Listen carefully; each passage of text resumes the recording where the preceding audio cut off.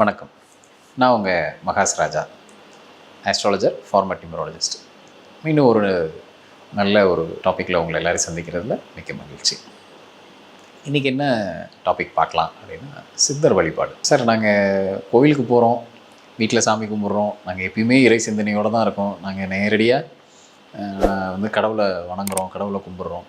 அப்புறம் எதுக்கு நான் ஒரு சித்தரை நான் பிடிச்சிக்கணும், இல்லை ஒரு குருமாரை நான் ஏன் நான் ஒரு குருவோட நிழலில் நான் இருக்கணும்?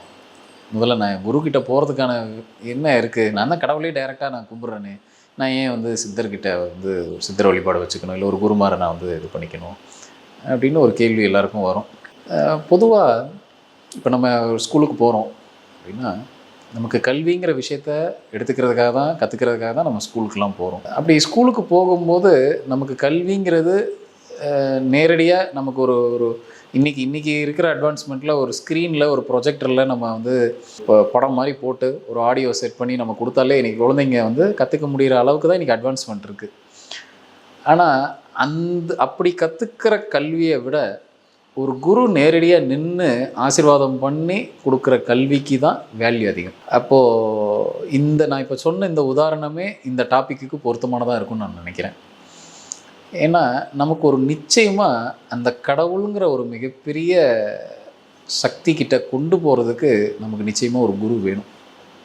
எல்லாருக்கும் வேணும், எல்லாருக்குமே ஒரு குரு வேணும். குரு இல்லாமல் கடவுளை போய் சென்றடைஞ்சவங்க இருக்காங்களான்றது ஒரு பெரிய கேள்விக்குறி. இப்போ எல்லாருக்கும் ஒரு குருன்ற ஸ்தானத்தில் நிச்சயமாக எல்லாருக்கும் ஒருத்தர் வேணும். அந்த குரு என்ன பண்ணுவார் நம்மளை அப்படின்னா, நம்மளோட இந்த இறை சிந்தனைன்னு ஒன்று வர ஆரம்பித்தோடனே நம்ம நிச்சயமாக ஒரு குருவை தேடி நம்ம அவங்கள்ட்ட போய் தஞ்சம் அடைஞ்சிடணும். அந்த குரு நமக்கு என்ன செய்வார் அப்படின்னா, ஒரு சிறந்த ஆன்மீக பயணத்தை நமக்கு ஏற்படுத்தி கொடுப்பார். நம்ம இறைவனை அடையிறதுக்கான ஆன்மீக பயணத்தை இந்த குரு குரு ஸ்தானத்தில் இருக்கவங்க நமக்கு நிச்சயமாக அதுக்கு ஒரு பெரிய வழிகாட்டியாக இருப்பாங்க. ஏன்னா ஆன்மீகம்ன்றது நம்ம ரெகுலரான ஒரு லைஃப்பில் இருந்துக்கிட்டு நம்ம ஆன்மீகத்தில் ட்ராவல் பண்ணுறதுங்க எல்லாருமே நிச்சயமாக சம்சாரியாக இருக்கிறவங்க தான் அடுத்த படிநிலையில் ஆன்மீகத்தில் போக முடியும். அதுலேயும் மாற்றுக்கிறது இல்லை. அப்போது நம்ம அந்த வழியை நம்ம தேர்ந்தெடுத்து நம்மளை வேறுபட்ட கரடு முரடான பாதையிலையும் நம்மளை கொண்டு போகிறதுக்கு நிச்சயமாக ஒரு குரு வேணும் நமக்கு. அது ஒவ்வொருத்தரும் ஒவ்வொரு விதமாக அதை கன்சீவ் பண்ணிப்பாங்க. இப்போ சில பேர் எனக்கு ஒரு தியானம் சொல்லி கொடுக்குற ஒரு டீச்சர் இருக்காங்க, ஒரு குருமார் இருக்காங்க. நான் அவங்களோட வழிகாட்டலில் நான் அடுத்தடுத்து என்னோடய தியான முயற்சியில் நான் கடவுளை அடையிறதுக்கான முயற்சிகளை நான் எடுத்துக்கிட்டு இருக்கேன். சரி, மிக சரி. இல்லை, நான் ஒரு குருவை நான் அவங்கள மனசார மானசீகமாக நான் அவங்கக்கிட்ட நான் அந்த குருவை அவங்கள்ட்ட ஒரு சீடன் மாதிரி இருக்கேன். நான் அவங்களோட படத்துக்கு முன்னாடி தான் என்னோடய ஆன்மீக, அதாவது தியானம் பண்ணுறது, நமக்கு அன்றாடம் நினைக்கக்கூடிய விஷயங்கள் எல்லாத்தையும் நான் அவங்கக்கிட்ட நான் சொல்லுவேன், அவங்கக்கிட்ட நான் பிரார்த்தனை பண்ணுவேன். அதன் மூலமாக நான் கடவுளை அடையிறதுக்கு உண்டான முயற்சிகளை செய்கிறேன். அதுவும் சரி. இன்னும் சில பேர் இருக்காங்க, அவங்களுக்கு யாரெல்லாம் அவங்க குருவாக நினைக்கிறாங்களோ அவங்களுக்கு பாடம் சொல்லி கொடுத்த ஒரு வாத்தியாராக கூட இருக்கலாம். அவங்கக்கிட்ட போய் அடிக்கடி போய் ஆசீர்வாதம் வாங்குவாங்க. அவங்கக்கிட்ட போய் இவங்களுக்கு நடக்கிற விஷயத்தை எல்லாத்தையும் பகிர்ந்துப்பாங்க. அவங்க கொடுக்குற அட்வைஸை, அவங்க படித்தது ஒரு காலத்தில் அவங்கக்கிட்ட ஸ்கூல் லெவலில் படிச்சிருப்பாங்க, காலேஜ் லெவலில் படிச்சிருப்பாங்க. இன்றைக்கி அவங்கக்கிட்ட போய் ஒரு ஆசீர்வாதம் வாங்குறது, அவங்கக்கிட்ட போய் நிறைய விஷயங்களை பகிர்ந்துக்கிறது, எப்படி செய்யலாம் இப்படி செய்யலாமான்ட்டு அவங்களுக்கு அந்த ஒரு குரு ஸ்தானத்தில் நின்று யாராவது ஒருத்தர் வழிகாட்டுறதுக்கு ஒருத்தர் இருப்பாங்க. இது எல்லா இடத்துலையும் பொருந்தும். ஒரு ஆஃபீஸில் கூட எடுத்துக்கிட்டிங்க அப்படின்னா, நிச்சயமாக நமக்கு தொழில் சொல்லி கொடுக்குறவங்க ஒரு குரு தான். அப்போது அந்த தொழில் சொல்லி கொடுக்குற ஒரு குருக்கிட்ட அவங்களுக்கு உண்டான அந்த மரியாதைகளை நம்ம கொடுத்து அந்த தொழிலை நம்ம கற்றுக்கிட்டோம்னா, அந்த தொழில் நமக்கு கடைசி வரைக்கும் நமக்கான அந்த சாப்பாடுன்னு சொல்லுவோம் இல்லையா, நமக்கு அது கடைசி வரைக்கும் நமக்கு அது கிடைக்கும் அந்த தொழில் மூலமாக. இப்போது எந்த லெவலுக்கு நமக்கு மற்ற உலகியல் லைஃபுக்கு நமக்கு இந்த குருவோட இது தேவைப்படுதோ அந்த அளவுக்கு ஆன்மீகத்தில் ரொம்ப இன்றியமையாத ஒரு விஷயம். இப்படி நிறைய பேர் நிறைய விதமாக தேர்ந்தெடுத்து போவாங்க. எல்லாமே சரி தான். இதில் இப்படி தான், இந்த ரூட்டில் போனால் தான் நான் இறைவனை பார்க்க முடியும், இந்த ரூட்டில் போனால் தான் நான் ஆன்மீகத்தில் ஒரு பாதையில் போக முடியும், அப்படிலாம் ஒன்றும் கிடையாதுங்க. ஆனால் நிச்சயமாக ஒரு குருவோட வழிகாட்டல் நிச்சயமாக வேணும்.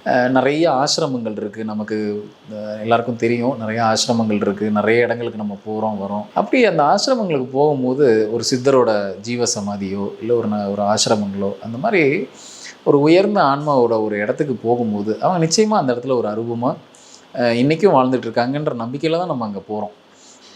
அப்படி அங்கே போகிறச்ச நமக்கு அவங்கக்கிட்டேருந்து என்ன மாதிரியான விஷயங்கள் நமக்கு கிடைக்கும், இல்லை நம்ம எடுத்துக்கணும். இப்போ எல்லாருமே அவங்கவங்க ஒரு ஒரு ஒரு பாதையை அவங்க தேர்ந்தெடுத்திருப்பாங்க. அவங்க வாழ்கிற காலத்துலேயோ அவங்க இருந்த காலத்துலேயோ அவங்க சில விஷயங்களை தேர்ந்தெடுத்து அதன் மூலமாக இறைவனை நெருங்கிறதுக்கு உண்டான வேலைகளை அவங்க செய்திருப்பாங்க.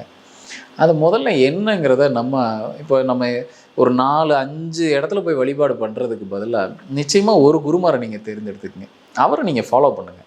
எல்லாரும் நல்லவங்க தான், எல்லாரும் யோக நிலையில் எல்லாரும் பெரிய அளவில் இருக்கிறவங்க, யாரும் ஒருத்தருக்கு மேலே ஒருத்தர் கீழே அப்படிலாம் ஒன்றுமே கிடையாது. ஆன்மீகத்தில் எல்லாரும் ஒன்று தான். அப்படின்றப்போ நீங்கள் யாரையோ ஒருத்தரை உங்கள் மனசுக்கு பிடிச்சி உங்கள் மனசு சொல்லும், எனக்கு இந்த குருக்கிட்ட போய் குருவை தேடுங்க. அந்த இடத்துல உங்களுக்கு அந்த குரு அவரும் உங்களை தேடுவார். நிச்சயமாக உங்களுக்கு ஒரு குரு கிடைச்சதுக்கப்புறம் அவர் மீதி அந்த ஆன்மீகத்துக்கு உண்டான எல்லா வழிகாட்டலையும் அவர் பண்ணுவார். அப்போது ஒரு சித்தர் பீடத்துக்கு போகிறோம், இல்லை ஒரு சித்தரோட ஜீவசமாதிக்கு போகிறோம் அப்படின்னா அவரோட கொள்கைகளை முதல்ல அவர் எந்த ரீதியில் அந்த ஆன்மீகத்தில் அடைஞ்சார், எப்படி இறைவன்கிட்ட இவ்வளோ நெருக்கமாக போனார் அப்படிங்கிறத எல்லாத்தையும் நீங்கள் முதல்ல அதை எல்லாத்தையும் அந்த அந்த விஷயங்களை எல்லாத்தையும் அவர் என்ன பின்பற்றினாரோ அதை அப்படியே அவரோட ஆசீர்வாதத்தோடு நீங்களும் பின்பற்ற ஆரம்பிங்க. தியானம் செய்யணுமா, தினமும் தியானம் செய்யுங்க. அவர் எப்படியெல்லாம் உங்களுக்கு வழிகாட்டணும்னு நினைக்கிறாரோ நீங்கள் அந்த வழிகாட்டல் படி போய்கிட்டே இருங்க. இதெல்லாம் பண்ணால் எனக்கு என்ன சார் ஆகும்? நான் பாட்டு வேலை பார்க்குறேன், நான் என்னோடய ஒர்க் லைஃப்பில் இருக்கேன், நான் என்னோடய பர்சனல் லைஃப்பில் இருக்கேன், என்னோடய குடும்பத்தில் இருக்கவங்க எல்லாரையும் நான் நல்லா பார்த்துக்கிறேன். இதெல்லாம் இருந்துமே நான் கோவிலுக்கு போகிறேன், சாமி கும்பிட்றேன், நான் கேட்டதை சாமி கொடுத்துட்றாரு, அப்புறம் எதுக்கு நான் போயிட்டு ஒரு குருவை தேடி போகணும், நான் எதுக்கு இப்படி ஆன்மீகத்தில் இப்படிலாம் நான் தேடி போகணும் வைக்கணும் அப்படின்னு கேட்டிங்க அப்படின்னா, நம்ம பண்ணுறது எல்லாமே ஒரு சர்க்கிளுக்கு வெளியில் நின்று பண்ணிகிட்ருக்கோங்க. நம்ம இன்னும் உள்ளே போகலை, வாசலுக்கு வெளியில் நிற்கிறதா தான் அதுக்கான அர்த்தம்லாம். இறைவனை நிச்சயமாக நம்ம மனசார டெய்லி கும்பிடுறோம், அவரை வணங்குறோம், அதெல்லாம் ஓகே. ஆனால் அடுத்த படிநிலைக்கு நம்ம போகணும் அப்படின்னு நினச்சோம் அப்படின்னா நிச்சயமாக ஒரு குரு எல்லாருக்குமே தேவைப்படுவார். அப்போது ஒவ்வொருத்தரும் இப்போ அவங்க எனக்கு இந்த ராசி இருக்குது, எனக்கு இந்த லக்னம் இருக்குது, அப்போ நான் இந்த சித்தரை பிடிச்சிக்குவா, நான் போய் இவரோட ஜீவசமாதியில் போய் வழிபடுவா, அவர் வழிபட்டால் எனக்கு எதாவது கொடுத்துருவாரா, எனக்கு இதில் ஏதாவது கிடைச்சிருமா, இந்த சிந்தனையெல்லாம் ஒரு பக்கம் இருக்கட்டும். என்னை பொறுத்த மட்டும் எல்லா ராசிக்காரங்களும் சரி, இல்லை எல்லா நம்பர்ஸில் இருக்கவங்க, எல்லா இதில் இருக்கவங்க எல்லாருக்கும் சித்தர் வழிபாடு பண்ணலாமா சார்? நிச்சயமாக பண்ணலாம். நிச்சயமாக எல்லாருமே சித்தர் வழிபாடு பண்ணலாம். ஒரு குருவோட வழிபாடு நிச்சயமாக பண்ணலாம். சில பேர் சாய்பாபா போய் கும்பிட்றாங்க, எஸ் பண்ணலாம். அவங்களும் ஒரு பெரிய உயர்ந்த ஆன்மா. அப்படின்றப்போ இந்த மாதிரியான நிச்சயமாக எல்லாருமே ஒரு வழிபாடை தேர்ந்தெடுத்துக்கணும். என்னால் தேர்ந்தெடுக்க முடியலையா, நீங்கள் அதன் பின்னாடி அந்த சிந்தனையை முதல்ல முன்னிறுத்தி வைங்க. நிச்சயமாக அதுக்கு ஒரு சொல்யூஷன் கண்டிப்பாக வரும், உங்களை நோக்கி வர ஆரம்பிக்கும். உங்களோட சிந்தனைகள் நல்லா இருக்க இருக்க இருக்க இருக்க அதுக்கான பதில்கள் உங்களுக்கு இந்த பிரபஞ்சத்துலேருந்து வரதான் போகுது.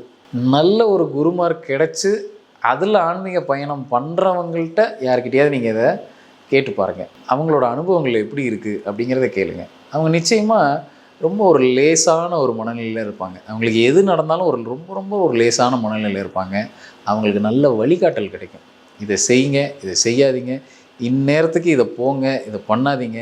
நிறைய இன்னல்கள்லேருந்து அவங்கெல்லாம் நிறைய பேர் அந்த மாதிரி சொல்லி நான் கேள்விப்பட்டிருக்கேன். இந்த மாதிரி எனக்கு பெருசாக நடக்க இருந்தது சார், இந்த எனக்கு அவங்களோட நம்பிக்கை அது. நான் என்னோடய குரு தான் எனக்கு இந்த இடத்துலேருந்து இதை காப்பாற்றினார். நிச்சயமாக அதெல்லாம் அவங்களோட நம்பிக்கை தான். அதுபோல் நம்மளும் ஒரு சிறந்த குருமாரோட ஒரு நிழலில் இருக்கிறது, ஒரு பாதுகாப்பான ஒரு இடத்துல நம்ம இருக்கிறதா நமக்கு நாமளே அந்த ஃபீல் நிச்சயமாக கொடுக்கும். ஆட்டோமேட்டிக்காக நம்ம லைஃபுக்கு எதெல்லாம் தேவையோ ஒரு சரியான நமக்கான ஒரு பெரிய ஒரு வளையமாக அது இருக்கும்.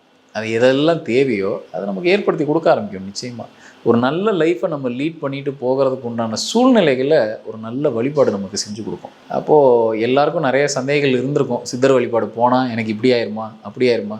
சில பேர் பொருள் சார்ந்து போகிறாங்க, சில பேர் நிம்மதி சார்ந்து போகிறாங்க. எது எப்படி இருந்தாலும் உங்களை முதல்ல கொண்டு போய் அங்கே போய் நீங்கள் சரணடைஞ்சிருங்க. மீதி அவங்க பார்த்துப்பாங்க. உங்களை எப்படி அடுத்த லெவலுக்கு கொண்டு போகிறது, உங்களுக்கு என்ன தேவைங்கிறது அவங்களுக்கு நிச்சயமாக தெரியும். ஒரு ஜீவசமாதி உள்ளே போயிட்டு வெளியில் வந்தீங்க அப்படின்னாலே நிச்சயமாக நீங்கள் அங்கே ரெஃப்ரெஷ் ஆகிறீங்கன்னு அர்த்தம். அது நிறைய பேர் உணர்ந்திருக்காங்க. சென்னையிலையும் ஏகப்பட்ட ஜீவசமாதி இருக்குது, ஏகப்பட்ட சித்தர்களோட பீடங்கள் இருக்குது. வெளியில் உங்களுக்கு தமிழ்நாடு ஃபுல்லாக ஒரு பெரிய ஆன்மீக பூமி.